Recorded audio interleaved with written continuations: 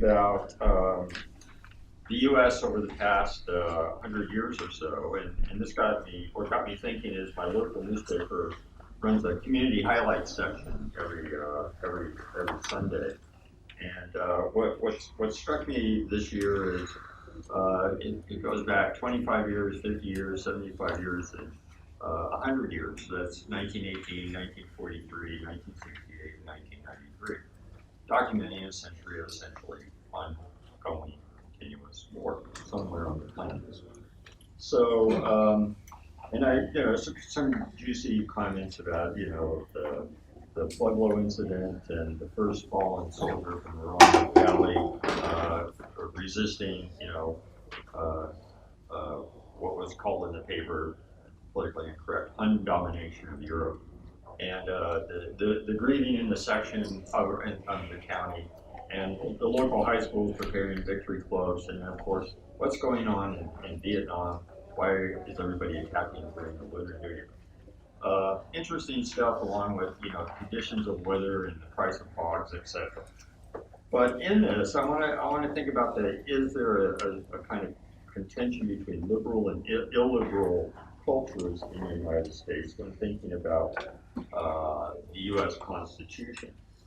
And Section 1 starts out, since I've been thinking a lot about this, the Trump administration over the past year, and is apparently what some people consider inept, and allegedly what some people consider troubling efforts to govern the United States of America in accord with the oath he took to preserve and protect and defend the Constitution of the United States.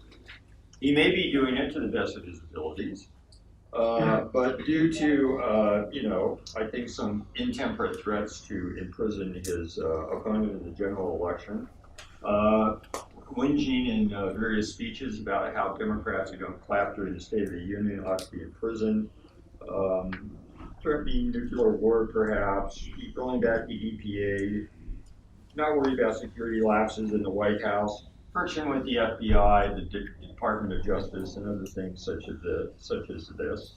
It's often said that one wonders if Donald Trump is on the verge of triggering a constitutional crisis, and a constitutional crisis that would somehow be problematic. Well, this got me thinking about Carl Schmitt and the parliamentary crisis of democracy. And is there a parliamentary crisis of democracy? Thinking about the United States since 1989 at least, probably better since, I would say, maybe 1998, I'm beginning to think, well, is it a parliamentary crisis of democracy, or instead a parliamentary democracy of crisis? That is, in a sense, creating a kind of new understanding of what we might consider the fixed fundamental principles of the USA, by which it is believed to be governed by some sort of calm and prudent authority. Is there behind that a more fluid but still foundational set of practices by which governance is actually being conducted, and it's being recognized as being conducted in that way, but it's often obscured by this crisis, essentially ongoing crisis. Yeah, let's rewind the movie back 20 years. It's the Clinton impeachment. Tensions in the Middle East, Southwest Asia over Al Qaeda,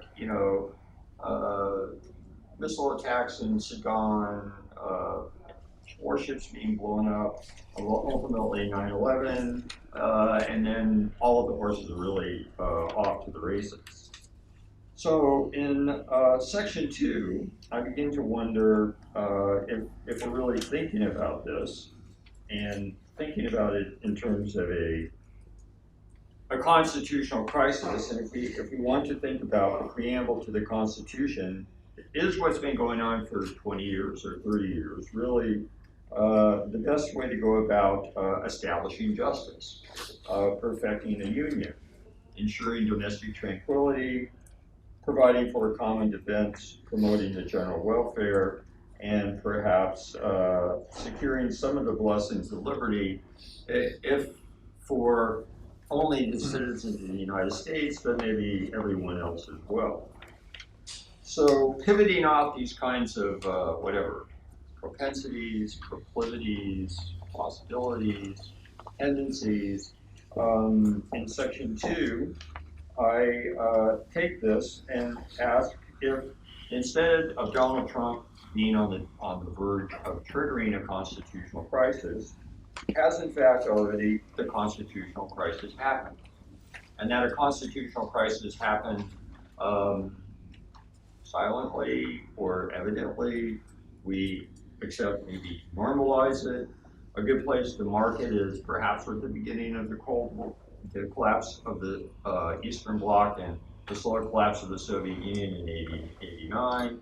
Maybe it's the triumph of the corrupt Clinton gang in 1992. I mean, there's all kinds of ways of going about this, but is in a sense a crisis constitution already existing. Not a written one, but one that's filmed, one that's coded, one that's recorded, one that's scripted, one that's televised, one that's mediated, one that's on our cell phones, one that we live in a veritable info glut of 24/7 multispectral debates in which this crisis constitution leads to Trump rather than Trump, in a sense, causing a constitutional crisis. And it could have been somebody else, could have been Jesse Ventura, could have been Mike Huckabee, could have been Hillary Clinton, who knows? But we have Donald, and he is a nice limit case to expose many of these kinds of tendencies within the Republic. So in this, I go back a ways and think, well, we could wind the movie further back, maybe to as far as World War I. The nature of the United States after World War II, where it clearly was the uncontested sole superpower of the world. Probably the high point of American power. 2,000 bases all over the world, doing extreme, pretty much uncontested, and then begins to feel threatened with the acquisition of atomic weapons by the Soviet Union, various wars of national liberation and whatnot. But nonetheless, here we are, in the 20-teens, the transition of the Obama administration to the Trump administration, and what we still have is a global empire of bases that, for the most part, is probably a standing provocation to cause continuing crises to fuel a parliamentary democracy of crisis and the crisis constitution. After all, we have, about 800 bases worldwide, and they're in about 80 countries, more or less openly, maybe in about another 7 to 8 countries less openly. We have 11 mobile bases in carrier strike groups. Each flight deck is almost 5 acres in extent that can float around with supporting vessels and also provide a certain kind of presence.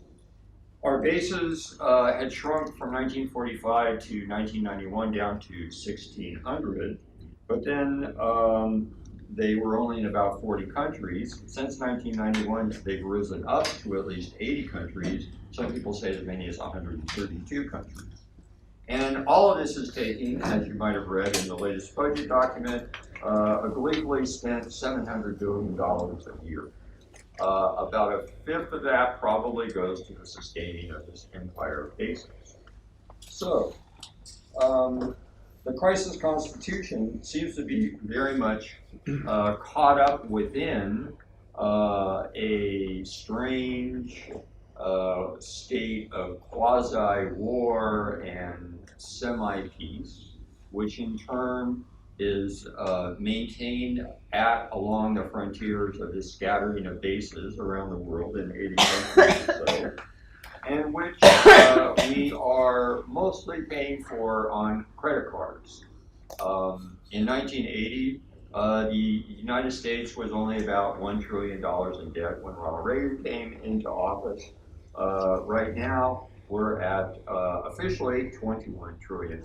That's not counting the other underfunded, kinds of obligations that we have, which are about 62, 65.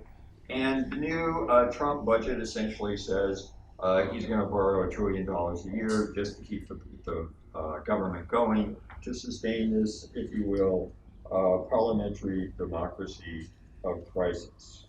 So I spent a lot of time kind of digging into the weeds of this in terms of the crisis constitution, ask what the Constitution is all about.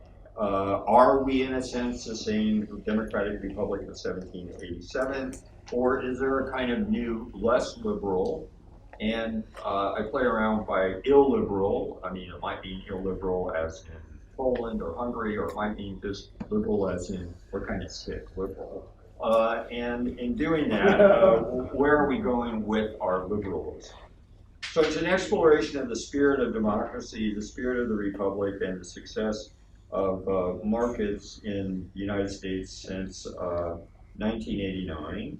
And I, just start thinking about some of the practices that we're committed to in terms of maintaining the goals of the preamble of the Constitution, which increasingly seem framed as much by technocracy and plutocracy, if you want to call it a cratocracy of the strong, with police, security, military organs, and the commodification of elections. Obviously now the ephemeral constitution of opinionated publics by Russian bots on troll farms scattered around Russia and various other places, playing the odds in information warfare to disrupt our so-called democracy and how it works. And therefore kind of conclude by asking, is this crisis constitution what is more active in the actual guidance of the practices of governance that we actually see and observe every day, even though the 1787 Constitution is there as a kind of backstop, a connector maybe between the pieces to keep them from totally flying off into space. But there seems to be a tension here between these kinds of two understandings of a fundamental order, which, as I say, I think is brought to a nice crystallization with the current President of the United States and his various goings on, even though, despite all of his rantings about how there's a lot of illegitimate things going on and it's a hoax and whatnot, the FBI has discovered that some of these things that people have been saying about the 2016 election are indeed happening, but they started in 2014 before he really got into the race, and he seems to be, right now at least, somewhat harmless, although they were unwittingly played, it is said, by these kinds of external interventions within the continuation of this form of governance, which is here to provide for our common welfare, and by which we all observe, as I say, in its actual practice, in the crisis constitution, in the 24/7 ongoing discourse about its operation. If you want to read the paper, I'll do it. Thank you.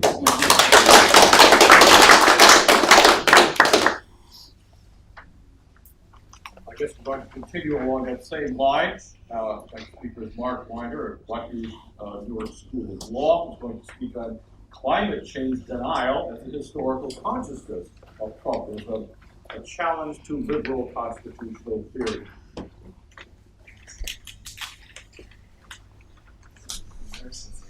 Nice light for my vision eyes. Well, I can't have everything. Hi everyone, thanks so much. Today I'd like to offer a perspective on the philosophical structure of Trumpism as a political movement, and also to reflect upon the challenge that it poses to liberal constitutional theory. As a liberal myself, my basic view is that we should respond to Trumpism's electoral success by regrounding our constitutional project in a deeper appreciation for liberalism as a particular way of life and for the substantive cultural commitments underlying the liberal rule of law. Now, I'm led to this view by a reading of what I believe to be the central role played within Trumpism by various forms of historical consciousness. And that's going to be my central concern here. And I'll focus specifically on the idea that Trumpism's most significant form of historical consciousness is, in fact, climate change denial.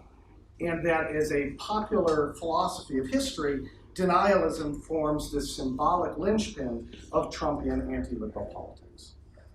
So at a Telos conference, it won't be controversial to say that at root those politics rest on a steadily growing crisis of political representation and legitimacy.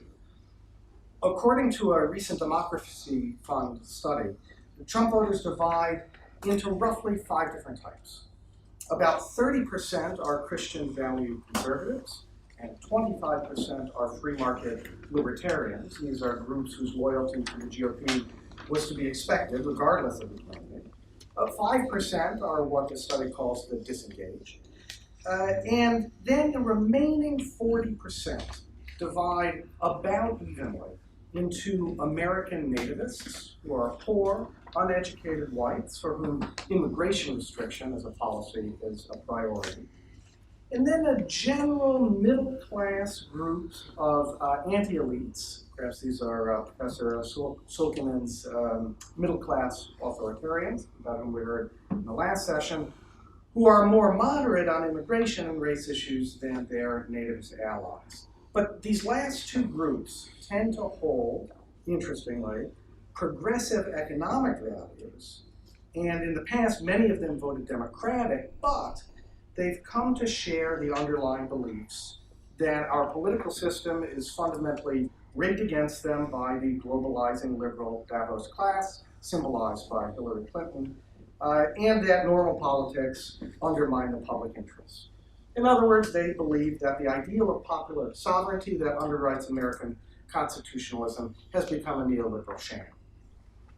Like populist movements elsewhere in the world, and Brexit certainly comes to mind, Trumpism promises to solve this crisis of representation, a crisis of both political practical accountability and political aesthetics, by restoring popular sovereignty to the forgotten, often through illiberal changes to the legal and constitutional order.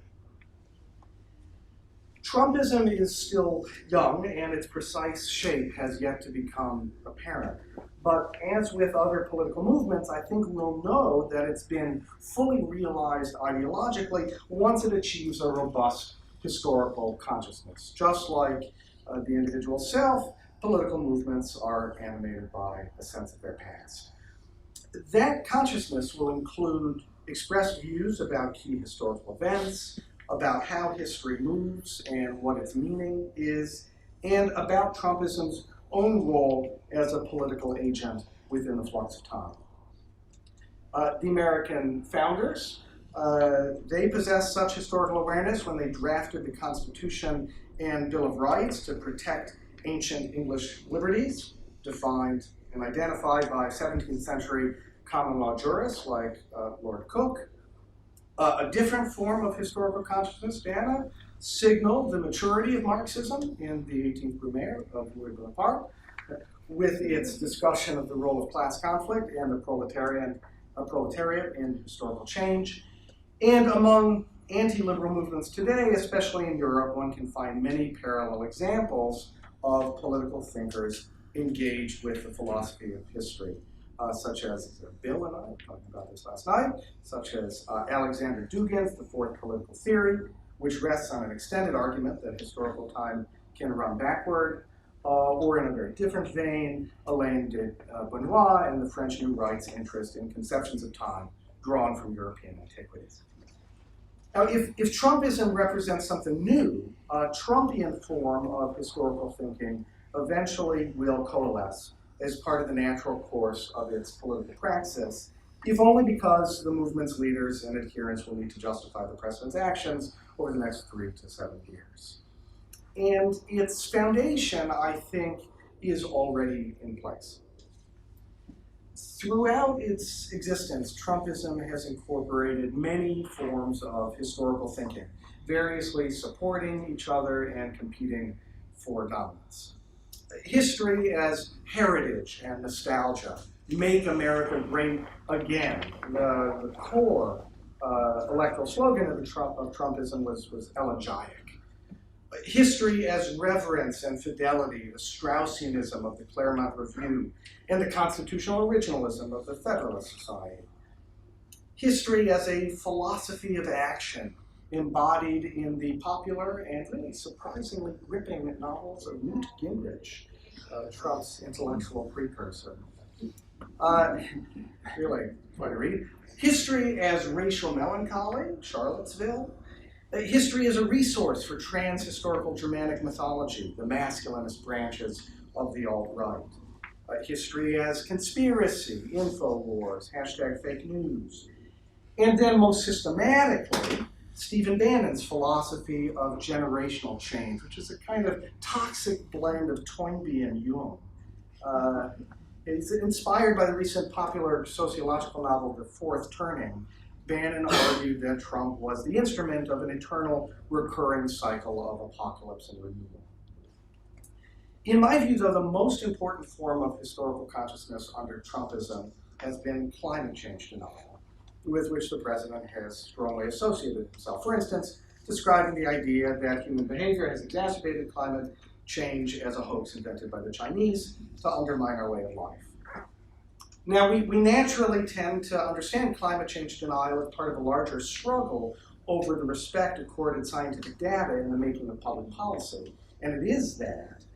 But stripped of its meteorological content and considered formally, climate change denial also is a claim about the meaning of events as they unfold over time. It's a view about the history of the environment. And as a framework for interpreting the past, it structurally supports the core metaphysical commitments of Trumpian populist nationalism in its confrontation with cosmopolitan individualist liberalism. And to understand why, I think it's helpful to bear in mind some basic lessons about political community articulated by Carl Schmitt. Most important in Schmitt's view, and I hope I'm putting this in a way that people with varying perspectives on Schmitt can agree. I will be thinking with him, not through him, as Paul Kahn might say. A political community comes into being when its members recognize some aspect of their common existence and hold it to be worth defending with their lives. This cultural and ethical self-recognition of a shared nomos provides the basis for the friend-enemy distinction at the core of the political as a domain of human value. I think of your discussion of the people's choice under heaven. It constitutes the foundation of sovereignty and of a state that can legitimately require individuals to sacrifice in its name, and it forms the philosophical precondition of law itself. From this insight follow at least two corollaries, both of which I think have been regularly violated by the post-war liberal order. First, for Schmitt, a community's ability to draw the friend-enemy distinction can brook no conceptual or institutional restraint. Most notably, the distinction can't be predicated on other domains of human value, such as morals, aesthetics, or economics, or on the decision of third-party institutions guided by them. When liberals base or limit the friend-enemy distinction on ideals drawn from other value domains, for instance, the universalist concept of human dignity in the German basic law, they depoliticize the polity and undermine the state by confusing the community's self-understanding. Second, in Schmitt's view, the state as the bearer of a people's sovereignty needs to create clear territorial boundaries that correspond to its friend-enemy distinction. If the territory of the state doesn't track its distinction between friend and enemy, then the identity of its underlying political community also becomes muddled. And that process mirrors spatially the confusion that results when liberals seek to circumscribe sovereignty conceptually. Now, Trumpism, I think, broadly accords with Schmitt's understanding of the political and its critique of liberalism, both in its policy substance on free trade, the United Nations, respect for normative pluralism in foreign policy, nation building, immigrant rights, the border wall, no, can be described as a wall, and also in its aesthetic style. Now, that's not to say that Trump is a Schmittian. To the extent that he is, it's in a highly parodic form. But Schmitt provides a framework for appreciating his appeal. I'd be happy to discuss more specific examples during the break, but most generally, Trump's repeated pugilistic promise that I will never ever let you down encapsulates his underlying view that liberals from both parties long ago lost sight of the American political community. That is, that the political in the United States has been circumscribed by people, institutions, and interests outside of sovereign control. And Trump's embrace of climate change denial is of a symbolic piece with that thoroughgoing critique. That's because contemporary climate science points toward a conception of the political that transcends particularistic cultural identity markers and encompasses humanity as a whole. The community, it imagines, finds its political enemy not in rival sovereigns, but rather in a global climatic process that is simultaneously affecting the historical course of all nations together. This enemy, indeed, is destabilizing the territorial boundaries of the world through rising sea levels, altering the very land from which the nomos of a people originally grows. It's undermining the spatial boundaries that Schmidt deems essential to sovereignty by putting the export of negative externalities at the center of global concern, and it seems to call for placing sovereign nations under the control of third parties. In other words, it served as a powerful force of depoliticization, with the potential to accomplish physically what liberals have long sought to accomplish at the level of theory. Now, by contrast, in dismissing the existence of a global climatic threat as the imaginary specter of liberal elites and interpreting the course of environmental history as the result of forces outside human control, that is, viewing extreme weather patterns as the result of a natural cycle in which humans can't intervene, or as the result of God's will, climate change deniers affirm nationalism, popular sovereignty, and the culture and value commitments on which they're based. In this regard, it's worth noting that although climate change deniers and ethno-nationalists are in fact two separate demographic groups, according to the Democracy Fund, ethno-nationalists surprisingly acknowledge the existence of human-induced climate change. Their views about matters of popular sovereignty and political community overlap, offering a common rhetorical ground for Trump's electoral coalition. All of which is to say that the environmental historical consciousness of climate change denial fosters a political consciousness that addresses the growing crisis of representation in liberal societies. It's a form of historicity congruent with American populist constitutional politics. And that leads me to conclude that to the extent that the structure of this consciousness provides a window onto the reason for Trump's success, liberals should turn centrally to the relation between culture and sovereignty as we theorize the polity and its underlying constitutional arrangements, and as we make the constitutional in everyday life palpable, to refer to the words of Professor Schmidt last night, or Professor Schlick. Oh boy.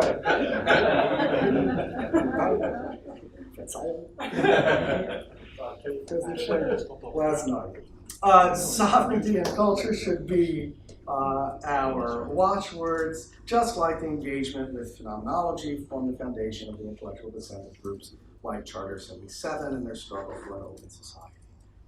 Can we conceive of a politicized liberalism that involves a self-conscious commitment to a rule of law with a strong, substantive, particularistic cultural foundation? A liberalism that addresses head-on the dynamics of political identity that Schmidt identifies. And can we develop a contemporary liberal aesthetics on which to ground our advocacy for the practical reform of our constitutions in ways that vindicate popular sovereignty through new structures of political accountability? I hope so, because I believe that the liberal tradition, despite everything that's happened over the past 10, 20 years, does remain the best, most effective vehicle for achieving common aspirations of human liberation. And a robustly political liberalism could continue to intervene in history and to endure.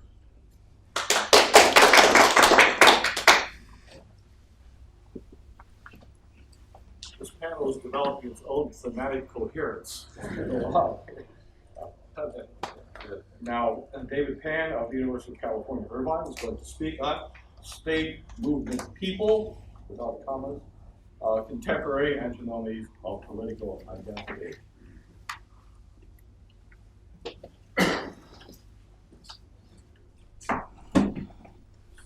So I'd like to thank Bernhard Schlink and Caroline Maynard and other members of the workshop at UC Irvine that took place at the beginning of this week for their help in my development of my own ideas for today's talk. It was very helpful. So let me just get right into it here. At the beginning of Carl Schmitt's constitutional theory, he lays out an understanding of a constitution in which it does not consist of a set of laws that would form a unified system of norms that govern state procedures. Rather, he insists that a state does not simply have a constitution, but is the constitution, in the sense that the constitution consists not just of the laws, but of quote, the concrete way of being of an existing political unity, end quote. Since the existence of political unity is the major achievement, any situation of such unity implies a corresponding constitution, and the task of a constitutional theory is to determine the characteristics of such unity, independent of the existence of any set of norms that define the way that the laws should work. In this sense, any people can be characterized as that can be characterized as such, and is not simply an unorganized mass, has an existing way of life and an implicit constitution that distinguishes it from another people. Every people has some kind of order, not to be equated with explicit laws, according to which one can distinguish this people from other peoples. Yet this implicit order of the people cannot be wholly implicit in order for the people to understand itself as a unity. Schmitt therefore recognizes that part of the way in which a people distinguishes itself from another people is the particular form of hierarchical order according to which it is organized. Quote, because there can be in social reality no order without superordination and subordination, end quote. Though it is not immediately apparent from this passage, the argument ultimately becomes a representational one in constitutional theory. The state form, whether, for instance, monarchy, aristocracy, or democracy, is not just a matter of the laws, but of the existing structures, formal and informal, that define the state structure and its procedures. This state form is a representational structure because it involves the way in which the people sees itself as a unity. By seeing a representation of itself in the monarch, or in an aristocracy, or in the particular structures such as parliaments or town councils or town meetings that characterize its democracy, the people becomes a unity through the mediation of the state structure. Even if the people has a history, traditions, and relationships that are the raw material for defining it as a people, this definition cannot occur in the concrete case without a representational structure that brings all these things together into a unity. Without the representation, the people will not be able to see itself as a political unity, and the state form is the particular representational mechanism for establishing this unity out of the multiple and conflicting stories, opinions, customs, relationships, and goals that exist in the people. Because it depends on representation, the unity of the people will always require a particular interpretation of what is included and excluded in the concept of the people. A key aspect of the state form is the way in which it must marginalize alternative interpretations of legitimate order in order to define its political unity. This interpretive character of the establishment of state form in the representation means that there is an inherent instability of the state form in the face of shifts in representation. This process of transformation in state form creates for Schmitt the third concept of the Constitution as a principle of dynamic becoming, in which, quote, political unity must be formed daily out of opposing interests, opinions, and aspirations, end quote. This third aspect of the Constitution is an acknowledgement of the circumstance that a people as a concrete existence cannot be thought of as static, but in a constant process of change, and that their changing states of mind must also be recognized by a constitutional theory. These three aspects of a political unity for Schmitt, the concrete existence of a people, the representation of the people in a hierarchical ordering of relationships, and the ways in which this representation changes, become the key aspects of a constitutional theory that seeks to understand a constitution as a description of an existing political unity in a particular time and place, rather than a set of abstract laws. If a constitution is only understood as the laws, then these laws would provide a rigid structure that would prevent any deviation of the state from the legal framework. Such an understanding that does not include an analysis of the representational form would not be able to explain the way that states change over time. Schmidt's theory of constitutional reform consequently depends upon a theory of representation, which is the mechanism by which the people sees itself as a people, and which explains how this self-conception, by changing over time, also transforms the laws. If Schmidt has a fairly abstract account of this representational process in his 1928 constitutional theory, the rise of the Nazis gives Schmidt the opportunity in his 1933 State Movement People, the tripartite structure of political unity, to explain a concrete instance of the kind of representational transformation that he has in mind. Unfortunately, this essay, while it fills in the lacuna of his constitutional theory, only does so in a way that fails to take into account the representational character of political transformation, replacing representation with a static structure. We can proceed to show how it doesn't. The strength of the 1933 essay is that it does not simply explain the Nazi takeover of power as an instance of how the laws of the Weimar Republic lost their legitimacy and effect.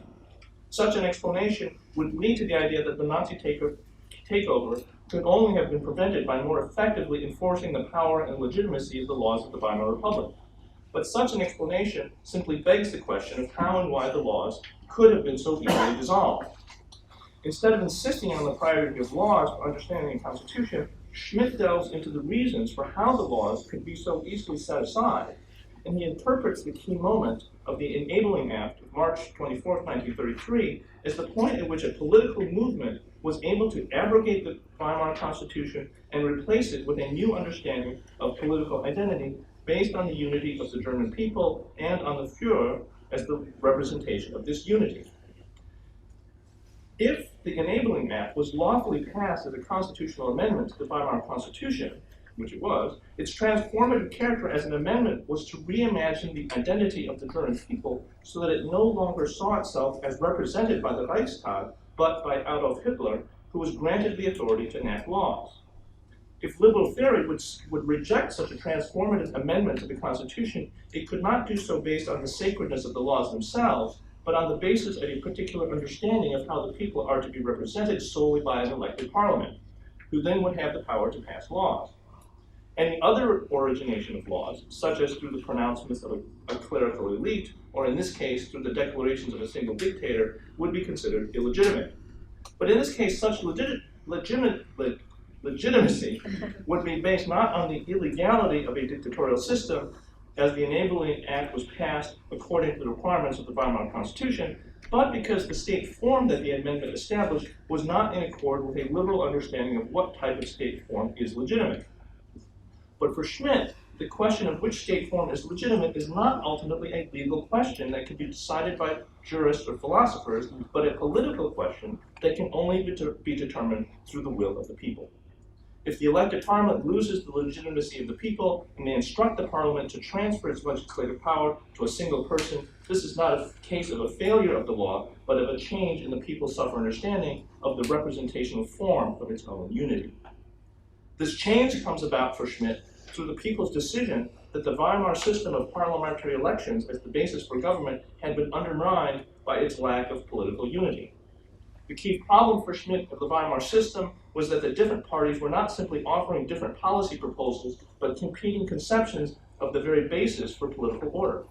In such a situation, a decision eventually had to be made to establish one of these options, communists, fascists, liberals, to be the framework for the future state form. The implication is that without such a decision, there would have been a breakdown of order, a disintegration of sovereignty, and a consequent dissolution into civil war. The consequence of a decision to transform the state into a mechanism of the Nazi Party, though, was that the alternative conceptions of order offered by the other parties would have to be outlawed by the new state, leading to the declaration of their enemy status, as Schmidt declares on the one hand the Weimar Constitution to have been dissolved by the Enabling Act, and on the other hand the Communist Party to be the official enemy of the people. While Schmidt effectively explains the political basis of the shift to a National Socialist government as a transformation of the form of the German state, his subsequent analysis of the structure of the Nazi state runs into difficulty. If constitutional theory emphasizes how the state form is based on a representation of the unity of the people and the dynamic aspect of the Constitution as a result of the changes that this self-representation undergoes over time, state movement people adjusts this conception by theorizing that the Nazi state establishes a tripartite structure of political unity. Within this structure, Schmidt understands the state to be limited to, quote, the state officials and administrative entities consisting of the army and the state civil servants, end quote. In limiting the state to its bureaucratic officials, Schmidt retains the state as a mechanism of command. Taking over the idea of the state as a neutral apparatus that carries out the laws, Schmidt recognizes, however, that this neutral status can only be maintained with the understanding that the bureaucratic mechanism will always, in fact, be subordinate to some politically established understanding of order. If his criticism of the liberal system is that a set of laws are never, in fact, neutral but politically motivated, his conception of the Nazi state recognizes this political character of all order by separating out the explicitly political aspect of the state, which he describes as, quote, a party underlying state of people, recruited from all strata of the people, but self-contained and led hierarchically because it requires a particularly rigid structure and a firm leadership in whose political body the movement finds its specific form, end quote. By separating out the political aspect of the state from its bureaucratic aspect and locating it within the Nazi Party, Schmidt is able to understand the state not as a neutral entity for carrying out the laws, but as having a specific political orientation that determines the status of the laws and their specific form. To the extent that he thereby recognizes the way in which a state always has a political aspect that can be most clearly recognized through the party affiliation of the leaders of government, Schmidt indeed undermines the understanding of the state as a neutral form that only carries out laws. Yet, his equation of the party with the movement creates a problematic freezing of the dynamic character of a movement into the structures of a specific party. If his constitutional theory referred to the dynamic character of the Constitution as something that relates to the changing character of a people, his merging of movement with party has the effect of stabilizing the transformative character of movements into one specific understanding of the political that now becomes defining for the state. In equating the party with all movement, and thus with the dynamic aspect of political development as such, Schmidt denies that the people is in fact a developing unity. The difficulty of Schmidt's account in state movement people is that he does not acknowledge the representational character of this dynamic process. We see this lack of a sense for the representational character of order in his characterization of the people as, quote, a sphere of the people left to self-administration, incorporating both the professional, economic, and social order as well as communal self-administration, end quote. Rather than referring to the people as the place of opinions and aspirations, as in constitutional theory, here it becomes the sphere of local government and administration, understood here as a neutral sphere that could not develop any independent political direction that does not come from the party in power. Though Schmidt integrates a political aspect into the structure of the state, he does so in a way that denies the way in which politics develops as an evolution of attitudes amongst the people that would eventually influence state structure. Even if he sees this process at work in the move from the Weimar Constitution to the structure of the Nazi state, his subsequent affirmation of the structure of the state as a merging of state, movement, and people into a harmonious whole misses the way in which the substance of politics consists of transformations of representations. The alternative approach suggested by constitutional theory would leave the moment as an expression of popular will that arises as an outgrowth of dissatisfaction by a part of the people with some aspect of existing institutions. The power of movements arises precisely from the way that they take hold of people, providing them with a sense of purpose in their recognition of the way in which the movement raises concerns that are not currently addressed by existing structures. Encompassing examples from the Protestant Revolution in Europe to abolitionism and the Tea Party movement in the US, these examples of dynamic forces amongst the people are always characterized by a dissatisfaction with existing legal and institutional structures. Yet, these movements then disappear as movements to the extent that their concerns become recognized and established into new legal structures and institutions. When Schmidt and the Nazis equate the movement with the party, they become totalitarian by preventing any further dynamic aspect of politics that could come from future movements that might arise in opposition to existing party structures. Schmidt does not allow for any new movements to oppose Nazi party structures in the same way that in the US, for instance, the Tea Party movement can be clearly distinguished from the Republican Party.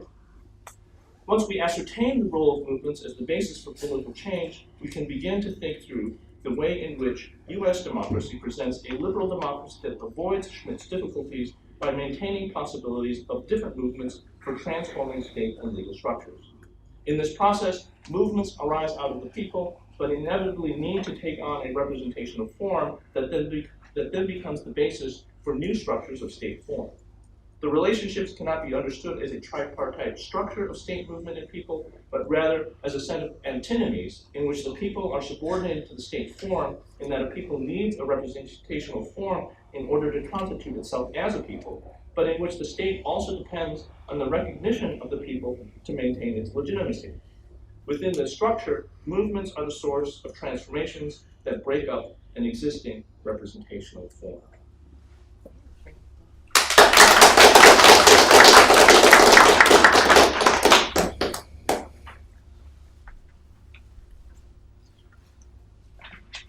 Final papers for Russell Berman of Stanford University. We'll continue this theme here. Schmidt, the Crises of Parliamentary Democracy.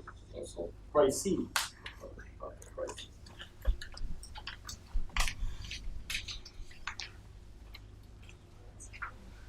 Well, actually, I changed the title to Our Crisis of Parliamentary Democracy.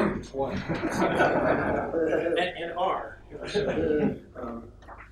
But first, I want to express a word of thanks. So we had a little health incident out there, and Mark was a real hero in his EIT expertise, so thank you for that. I'm going to make some comments about recent politics in North America. And in general, I think we're way too distracted by idiosyncrasies of personality when we look at policy in Western Europe as well. And we should really pay attention to what's really happening rather than what's being said. I think we here, as a bit partisan, with some affection for liberal democracy, are way too self-confident about the viability of our model. It's much weaker than we think, both domestically and internationally. In that sense, I don't share David's optimism about American liberal democracy. I'll skip an introduction where I reflect a little bit on this rhetoric of Trump as Hitler, which you're all familiar with from the campaign and afterwards, which is proven massively hyperbolic, really minimalization of what Hitler is about, and a sort of programmatic misunderstanding of Trump. The institutions of American democracy have proven much more robust. We're not in the middle of a dictatorship, despite what's been imagined. Nonetheless, and here I start, the instability in American democracy, the thesis of an instability in American democracy shouldn't be dismissed out of hand, even if the attacks on Trump have proven insubstantial. It's worth considering whether the Schmittian description of imminent tensions within liberal democracy is useful to understand the character of current American politics. The core thesis from the 1923 account asserts a profound incompatibility between a culture of liberalism, indebted to a structure of public debate, and democracy as the expression of a popular subject not reducible to a quantitative majority. So these two principles also involve a stratification between the political culture of an elite and the habits of a wider citizenry. That binary between characterized by an elite liberalism characterized by linguistic advantage, think elaborate speech codes constitutive of public debate, of parliamentary debate, and on the other hand, features of a mass populist public might well establish a bridge between Schmidt's account and our present moment, even though that hypothesis is at best suggestive and very broad brush. Although I can't resist saying I can't think of a better objectification of this than the distinction between the brevity of tweets and Nancy Pelosi's famous 8-hour speech. If there's any indication of the arthritic character of liberalism, it's that. In the rhetorical competition between long form and short form is going to win. And short form is arguably the more democratic one. A more promising route, however, involves taking Schmidt just as a prompt, but not a definitive roadmap to inquire into the character of contemporary American political life. The Republic institutions have been able to withstand significant challenges, yet, my thesis, there are indeed threats to our constitutional order, even if they are not coming from, or if you prefer, exclusively from the White House. Some aspects of this situation do echo Schmittian arguments, but others are reflective of today's very different political culture. So it's not 1923 or not 1933, but there are some insights there that are relevant, I think, and that's the way to reach Schmitt. So a series of points. First, the disappearance of parliamentary debate. This is perhaps the most Schmittian point.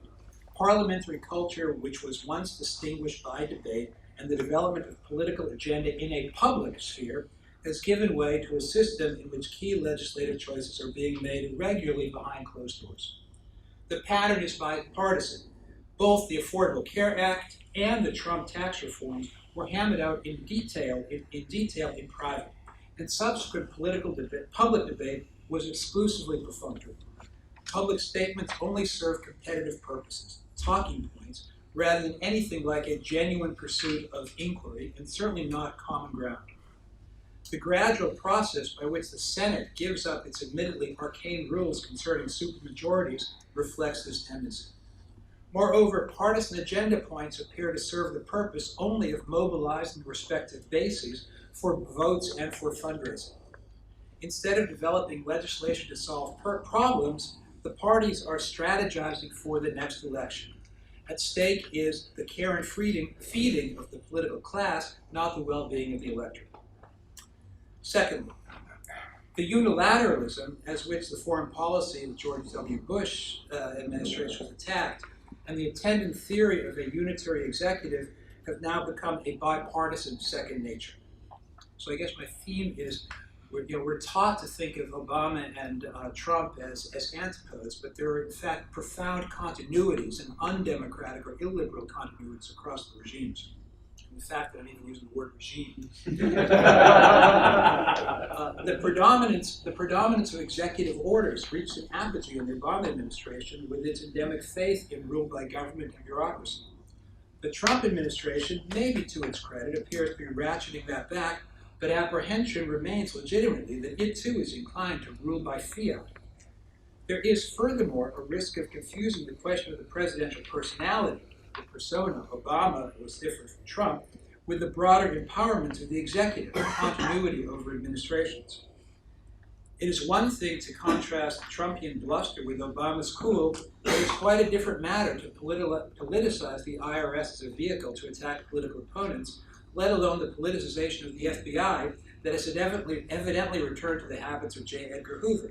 Again, commentary. Yeah, this is the same FBI that couldn't follow up on that tip about the high school shooter has lots of time to engage in political machinations. We should really be worried about politicized secret police. Analytically, one should parse the difference between a natural inertia of bureaucratic structure on the one hand and a partisan, implicitly conservative and anti-democratic resistance to a controversial administration on the other. I mean, that would be the real comparison to the Weimar Republic, where you had a bureaucracy inherited from the empire that was resisting democratization. This may be less a Schmittian action than a Weberian moment, in which the viability of democracy depends on a charismatic legitimacy of the president as a corrective to government structures inherently marked by a democracy deficit. Third, the Sixth Amendment guarantee of a speedy jury trial has an anachronistic ring to it. Access to high-quality counsel has become prohibitively expensive for most. The expansion of federal law has effectively abrogated the prohibition against double jeopardy, and the practice of plea bargaining has ended protection against self-incrimination. Meanwhile, in upper echelons, the courts have been repeatedly used as a vehicle to attack political opponents, directly, as with Alaska Senator Stevens, and indirectly with Scooter Libby as a standard for Dick Cheney. Yet even larger, so that's the context in which one should talk about those ridiculous calls to prosecute Hillary Clinton. This has become part and parcel of our political imagination. Yet even larger threats to the credibility of the judiciary results from its own activism, its predisposition to rule on controversial issues that by right belong to the political process, such as abortion and marriage. By overreaching, the judiciary has taken on a political profile which undermines its claim to independence. What is worth noting, however, is that the courts have also largely stood up against the tweet attacks by President Trump, in contrast, for example, to the Supreme Court's caving when it was famously attacked by President Obama during his 2010 State of the Union address and otherwise. The threat to an independent judiciary as a component of liberal democracy is under attack from both administrations. Fourth, the culture at large shows a growing attraction to the appeals of anti-elitism, which is ultimately anti-liberalism. This anti-elitism was present obviously on the left in the Occupy Wall Street movement and the attacks on the 1%, but the Tea Party and then the Populist Register of Trump's campaign also staked out a version of anti-elitism from the right. Although, to be sure, anti-elitism is not an obviously conservative position by any means. That is, I think there's maybe a stronger conservative critique of populism than there's a liberal critique of populism. Anti-elitism, on the contrary, tends to erase the right-left distinction migrating across the political spectrum. Just as in Europe, we see populism from the left in Syriza and Podemos, and from the right, the National Front and the AfD in Germany. Some of this rhetoric, some of this anti-elitist rhetoric in the United States may simply represent a recycled amplification of standard capital D Democratic Party class struggle rhetoric. For example, its attack on the wealth of candidate Romney in 2012. So when we listen to the Democratic Party on Trump, we should remember that Romney was already the Antichrist, so it's really hard to trump that. Yet more now is at stake, a sense of rage against the vaguely invoked privileged classes, pointedly phrased in Trump's inaugural and Jacksonian celebration of the common people. The small d Democratic multitude takes shape against a new class of liberal elite in a way that seems to corroborate the Schmittian thesis of the oxymoronic character of liberal democracy. So the left critique of neoliberalism has just now been taken up by the right. Nor can we overlook, and we talk about the self-demolition of the elite, nor can we overlook the spectacle of this past year, the revelations concerning sexual abuse, which has been nothing if not a never-ending scandal of delegitimation of the privileged elite across party lines and across cultural sectors, in entertainment, in news, in the academy, in politics. These cases show the elite men squandering the credibility of their privilege. And this is the scandal of the last days of the Ancien regime in France. It's the only way to think. You have all these representatives of accomplishment and privilege and power just misbehaving, and one shouldn't be surprised if there's a popular outrage against this, and this turns into anti-elitism, and one should not be surprised if that ends up with this deeply illiberal character. Fifth, the ability to transmit and develop a narrative of national cohesion has been significantly weakened by the character of the institutionalized humanities in higher education. The notion of a cohesive community has been supplanted by a mandate for an ever-expanding diversity, while the experience of the national or more broadly Western past is treated only in terms of joyless denunciation. The past is disappearing from common knowledge, at least in the education sector. So-called critical thinking turns out too often just to be obligatory cynicism toward any achievement or legacy, which therefore loses all claims to our loyalty, all claims on our loyalty.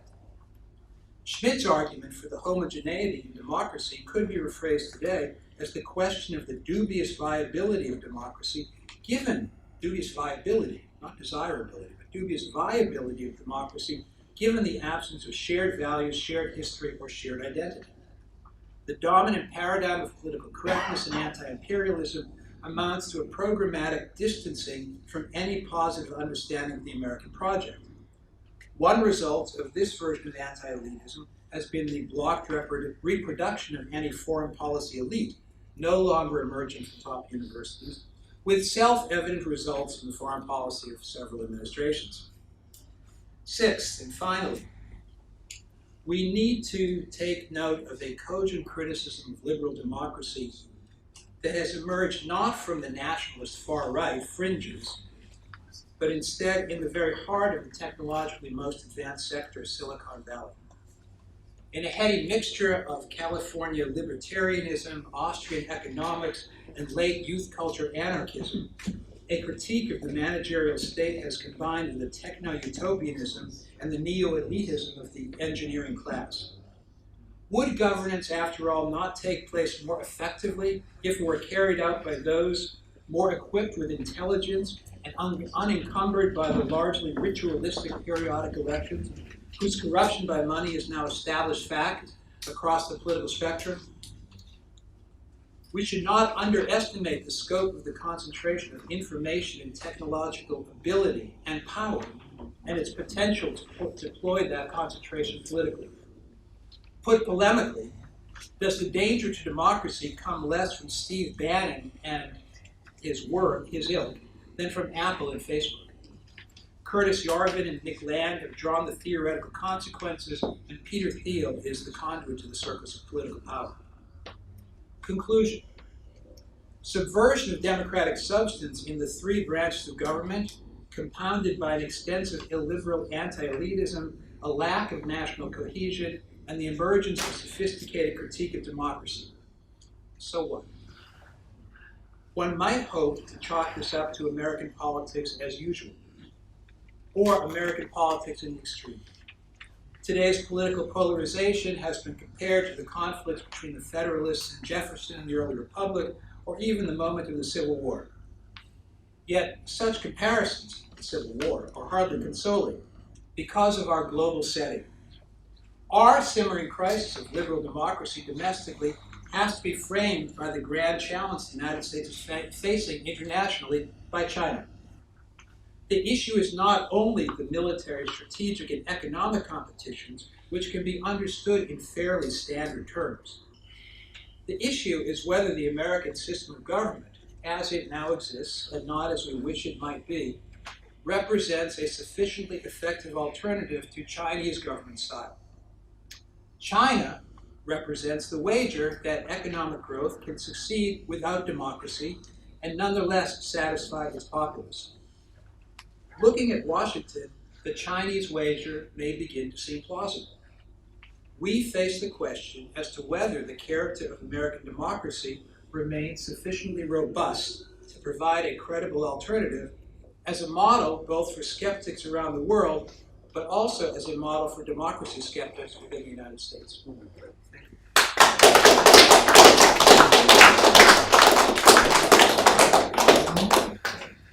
We have a shortened time for discussion, so I'd like to forego the discussion among the panelists and go directly to questions. And I'm also going to honor my role as a neutral moderator rather than engaging in 8-hour discussion with them on Carl Schmitt. Thank you. So I have two questions, one for Professor Berman and one for Professor Locke. I'm going to start with Professor Berman because it's very hard to avoid that. When we are engaged in deficit spending and we pretty much owe our lifestyle to China, it's very hard to say China is doing badly. But against that, I'm going to say I was a bit miffed by the equation of the administration, Obama's administration with the Trump's administration. So maybe because English is not my first language, maybe that's the problem.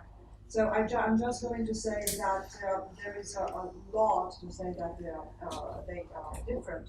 For example, I'm going to the Supreme Court nominee that Obama had, and in a very undemocratic way, the Senate just ignored. Never. that never happened in this country before. Then Trump went and had his own nominee for the U.S. Supreme Court, and that was also never heard of. And these are liberal examples that we're in the midst of a huge liberal crisis, democratic crisis. And more on that, the legislative body passed sanctions against Russia. The president refuses to sign on them. Never heard of in this country, totally illegal, totally anti-democratic. Also, a refusal to accept realities proved by the FBI that there is a Russian influence in our electoral results. And how can we engage with something that doesn't exist? If we deny reality, we cannot really engage in criticism. So I would like to know how that, yes, how that makes the previous administration similar to the current administration. And for Professor Luke, on a different tone, because I really enjoy. I'm sorry, could we hold off and I'll just really have limited time. Just fast. I just want to remind you that I really enjoyed your earlier work where you were talking about the playfulness of information. And today you are talking about the crash of the cultures. And I cannot forget your reading when I was a PhD student about the nodal points of every, that you are the nodal points. And today you seem to be in a different position. So maybe I'm mistaken. Russell? I can't respond to all of those specifics. I'll say that reading the press any day, we can hear about the differences between the two. I think critical thinking compels us to also look at the continuities between the two. In terms of foreign policy, neither has been pursuing a neoconservative, aggressive internationalism. Both have been engaged in forms of gradual withdrawalism, I think, maybe for different reasons. So in terms of international policy, there's a lot of continuity. I believe, secondly, that there's continuity in terms of accrual of power to executive authority. Both have engaged in attacks on the independent judiciary. Different tonalities, different registers, obviously different personalities, but we should look at structural continuities. Sorry, Tim, you would like to respond? Yeah, quickly respond. I think looking at, if you're talking about nationality versus nodality, those kinds of articulations of space, yeah, I am interested in not getting caught up in so-called territorial traps, which are related to classic geopolitical boundaries. I'm looking instead at the space of flows, wherein, for example, there is a big contradiction in the sense that people see a geopolitical face-off, contradiction, naval race, arms race, etc., between the PRC and the USA. But then by the same token, we are in many ways coexisting Pacific economies.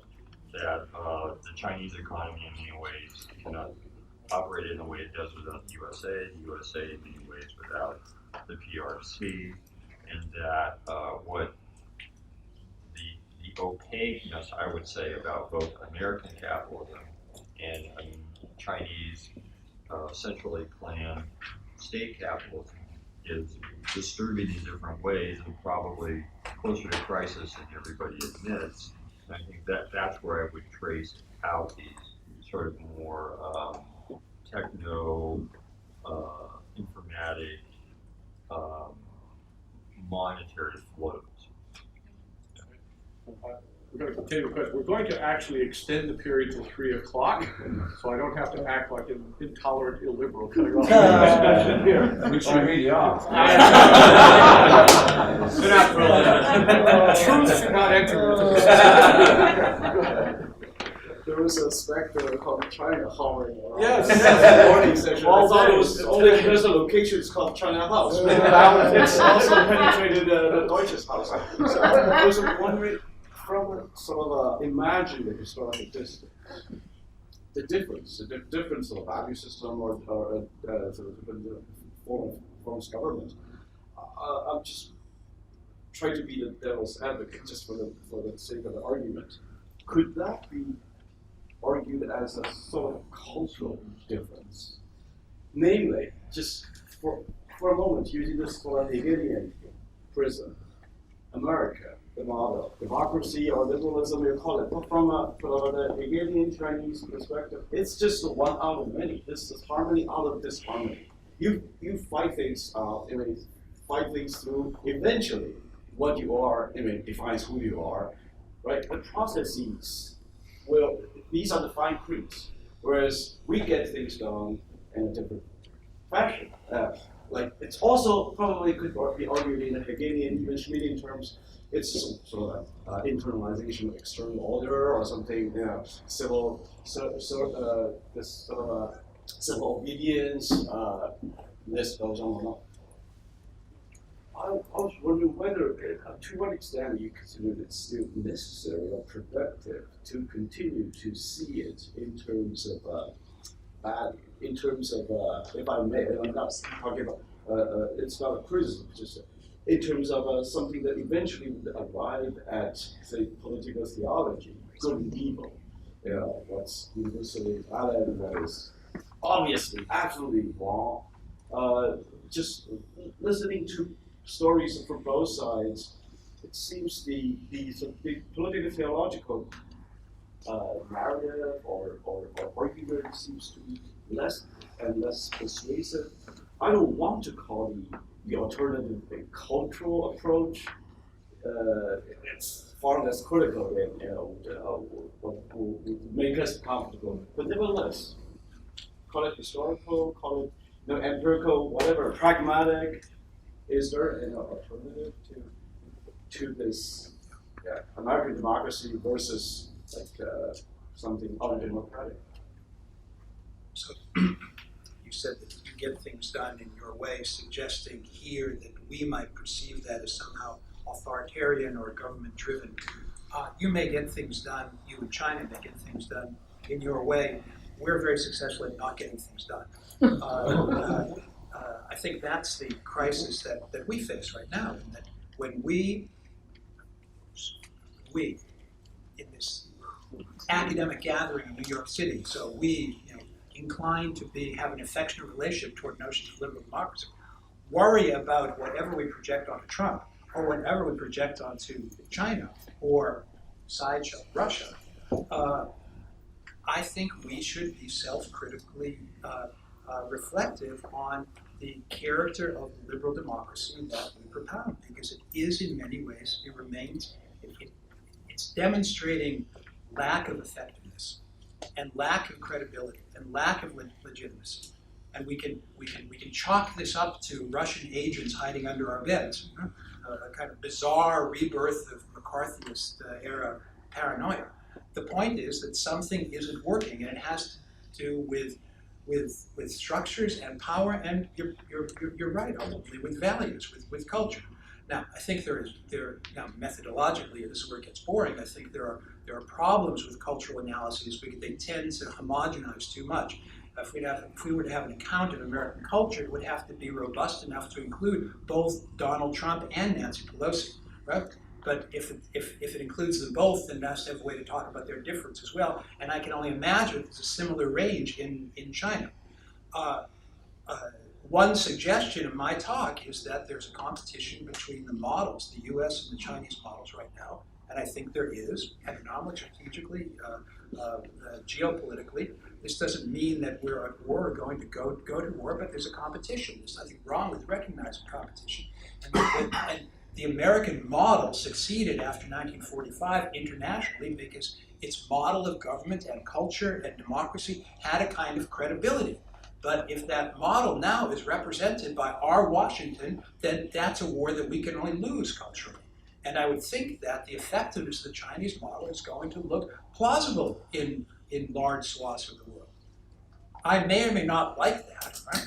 Maybe as an American, I don't like that. As an academic, I remain value-free about it because I want to look at it objectively. But I think that one should be honest and face up to this rather than fall back into the cozy op-ed pages of the New York Times and say that liberal democracy is healthy and all the evil is on the outside. Yes, please. Okay, I just want to add a comment on what the student just said.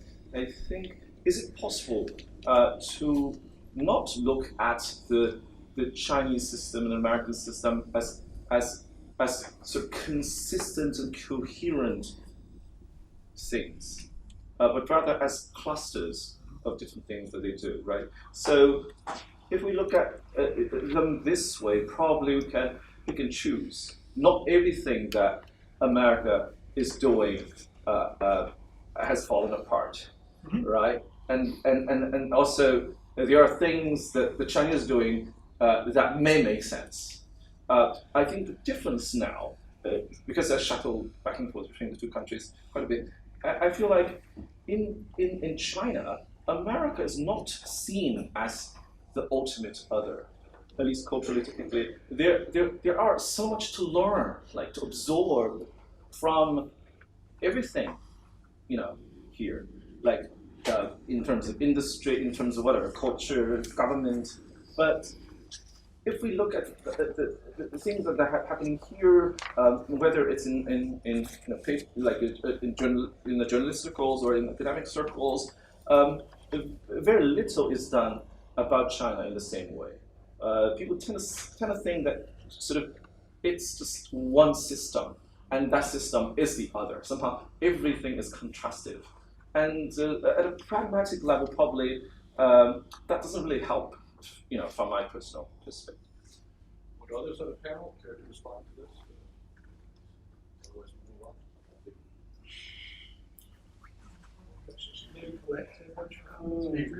on. Well, thank you all very much for really wonderful presentations. I was quite struck that I think one of the themes running through almost all of them is this question of legitimacy, and how, in a way that I think points to the fact that all representative forms of government, whatever their constitutional or political form, in some sense will always have a certain lack of legitimacy because you can never represent people in a sort of perfect way. There is no model that means you can represent both individuals and groups and the collective in any sort of way that satisfies everyone. So it's sort of built into representative government. And then the question is what other expressions of sort of popular, if you like, needs and interests, but also civic consent to how people are governed could there be? So in other words, the formal and the informal. So how the constitutions also accommodate something that can't be codified, that can't be formalized. And I think this is where culture comes in, because in some sense what culture gives you is the sort of glue that holds it all together, to use a terrible phrase, because compare culture to glue is probably not very helpful. But the sort of social fabric, I suppose. And isn't there then a problem with all models, be it Western liberal democracy or other models around the world, where very often those models undermine the very sort of conditions, the very foundations on which they rest? So you could say what happens with liberal democracy is that it becomes increasingly liberalism without democracy. So democracy is more and more kind of marginalized, and it's all about liberalism. You can argue social, cultural, identity liberalism, whichever you want, but it's not very democratic. And you could argue the same about, say, more state-based systems. Where also you might say it might actually undermine the common culture, because what you get in both systems in different ways is a disconnect between elites and people. And what we haven't really, I think, been very successful in is to bridge that gap. And it's something that recurs in history. So I suppose the short question is, what's the role of constitutions in bridging the sort of disconnect between elites and people? Because that lack of legitimacy in representative government is always going to be there. And we're not very good at building bridges, I think, in order to have greater legitimacy, greater consent, more participation in government. Right? Martin? Well, actually, I was nodding my head thinking, I wonder what David was doing just the same as you. especially in relation to the third tier, right? Yeah, no, I can say something, because what I'm kind of trying to lay out is really thinking through specifically movements as something we really have to theorize as part of constitutional theory, because movements do represent a kind of way in which popular frustration is able to express itself in a way that can or might not be able to transform institutionalized structures. And I, what I was trying to suggest is that in the United States, we've had a history in which movements tend to have consequences for larger structures. Now, this doesn't mean that it avoids conflict. I mean, think about the abolition movement as leading to the Civil War. Obviously, it led to conflict, but it did also lead to a transformation of basic constitutional structures, right? Amendments to the Constitution that changed the self-understanding of the American polity, which I think most of us think in a good way, right? But I think that in thinking through constitutions in general, I don't think you need to be limited to the liberal democratic model, actually, in order to think through this dynamic of both people on the one hand, and then representational form in the state on the other hand, and then as opposed to that form, a kind of some way of dealing with movements on the other hand. But probably in any case, there has to be some way to deal with movements, because movements are really, that's that's always going to be the blind spot of any order is going to manifest itself in movements. With an eye toward the liberal constitutional democracy, I wonder if we could also maybe reframe the question slightly, see if this makes sense. If we're living in a time of constitutional crisis, either slow burning or soon coming, what are its cultural components, and does American liberal constitutionalism, constitutional theory, cultural and political processes have the power to contain or address it? If I could just add to this, I think the suggestion in David's remark is that movements are going to tend to be democratizing or popular over and against an elite. You're not going to have liberal movements against democracy. It's going to be the other direction. Maybe it's a thought experiment. And that raises, I think, the very difficult question of how we think about hierarchy. We're predisposed to resist any non-egalitarian claim, but the constitution of a society is going to be very much about the structure of its specific hierarchy and its viability and productivity in a particular culture. These academics, we're in a very difficult position to address this rhetorically, because our shared ideology is egalitarian, but in fact we thrive on privilege. So we're really at the crux of this perpetual potential crisis in any political discussion. Jim? Yeah, I would just say quickly, I thoroughly agree with this. I'm not sure to me it's there. The United States Constitution begins in a widely based social movement of a unilateral declaration of independence by the colonies in an imagination of a new community against rule by the crown, which in the Articles of Confederation is slapped together in 1777, and by hook or by crook, the war succeeds. That in turn is partly democratic, but in many ways institutionalizes a great deal of inequality and centrifugal forces. So the creation of the 1787 Constitution creates a stronger order, but embeds within it the seeds of the next constitutional convention in Montgomery, Alabama in 1861, leading to the CSA. So that I think there is an organic force of social movements for power, for wealth, for sectional domination that's within the American Constitution, which often is usually been fought out within the structures of, the three branches of government, but it's not necessarily here to continue that way. So you're saying American independence movement was a mistake? No, I'm saying it's a social movement. They just didn't have, they had different clothes and music. We really have time for just two quick questions and answers. Before you, yes. So this is prompted by David's last remarks. So if you ask me where is the study of social movements in American constitutional theory, I'd say right at the center. Contemporary constitutional studies, constitutional theory, is very much, at least part of it, very much focused on the role of social movements. The civil rights movement, the women's movement, the gay rights movement. But they take a position that's a little different from yours, I think. If we want to think about the distinction between constitution and constitutional law, all of the, I believe, maybe I'm generalizing too much, that the theorist thing that makes at stake is the interpretation of constitutional law.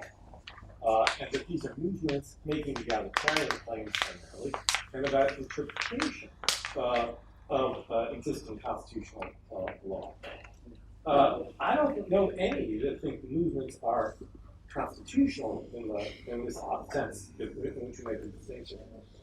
That makes me wonder whether you disagree with that, but it also makes me think that the Constitution is far more robust than anyone would judge from this. And whether that's a good thing or bad thing, it seems to me that there's a I'm a pretty pessimistic guy, but nothing like you people. And so I don't think that people think the Constitution is at stake in these movements, unless you think that actually the distinction between Constitution and constitutional law is itself something that we should reconsider, which would be my position. Yeah. You were this one?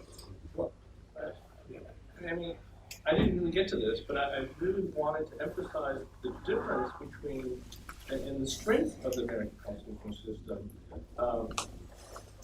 in contrast to the German Weimar Constitution, precisely because you have to think the American Constitution with a consciousness of the role of movements in American political life, whereas both the supporters of the Weimar Constitution and Schmidt, I think they didn't, they had this, well, I guess, legalist notion of the Constitution that really didn't take into account the role of movements and how movements are really need to be kind of have a proper place, but not an improper place within the constitutional order. So I guess I'm not really pessimistic at all. I think I agree with you in the sense of the robustness of the American system, but not because of the letter of the Constitution, but the way in which Constitution, I think we need to think of it beyond just constitutional law and think of it as the way the people is constituted in terms of these three aspects, the